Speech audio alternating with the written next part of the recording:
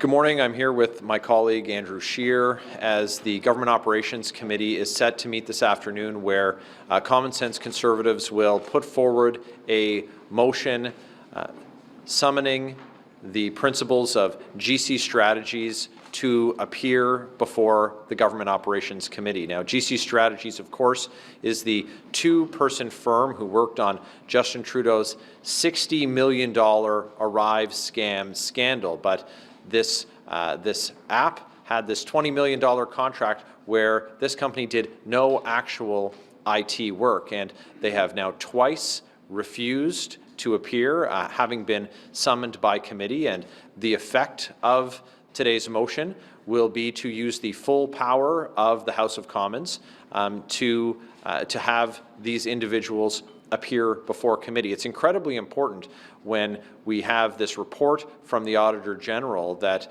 revealed that this $60 million scandal with this app that wrongly imprisoned 10,000 Canadians, wrongly quarantined them, didn't have proper management oversight and no cost controls, and of course revealed that the app cost many millions more than the government had first disclosed. So today's motion is critical, and it's going to be a real test of the NDP Liberal coalition, because we're going to find out if the NDP are prepared to provide the accountability and answers that Canadians deserve in Justin Trudeau's latest scandal. And this is the minimum that they can do. We understand that they've been in the practice of helping Justin Trudeau cover up his scandals, but in this case, Canadians deserve answers and accountability, and that's what our motion is calling for today.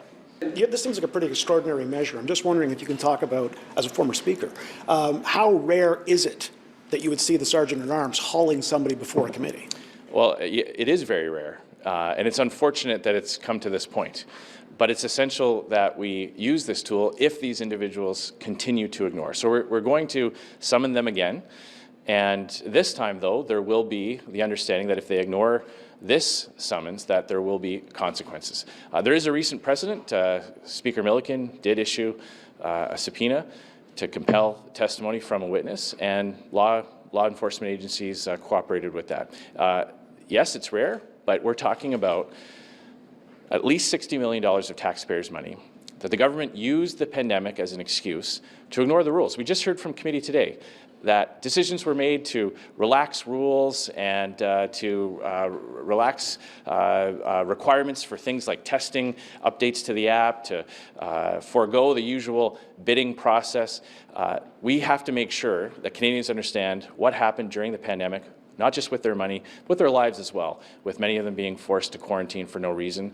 We heard today at least 10,000 people were wrongly given quarantine orders because of a glitch in the app. I mean, we're talking about 10,000 people who had to quarantine at their own expense, many of whom would have missed shifts at work or missed important life events, and that's unacceptable. So the fact that these two individuals have already ignored previous requests is not just unfortunate, but it's a sign of grave disrespect to Canadian taxpayers.